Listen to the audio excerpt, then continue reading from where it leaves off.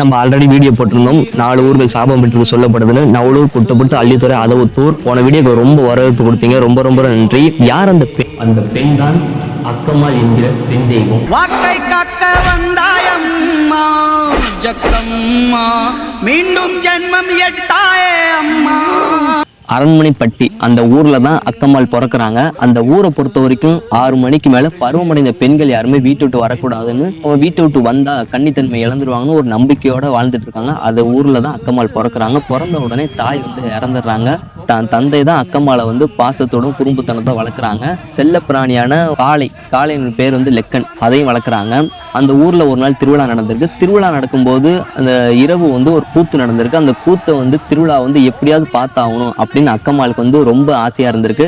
அப்பாவிடம் கேட்கும்போது, இல்லை நம்ம ஊர் கட்டுப்பாடு 6 மணிக்கு மேலே வெளியே வரக்கூடாதுன்னு, அந்த ஊர் கட்டுப்பாடு மீறி நீ போகக்கூடாது, நீ வீட்டில் தான் இருக்கணும் அப்படின்னு சொல்லிட்டு வீட்டை பூட்டிட்டு தான் தந்தை திருவிழாவுக்கு போயிடுறாங்க.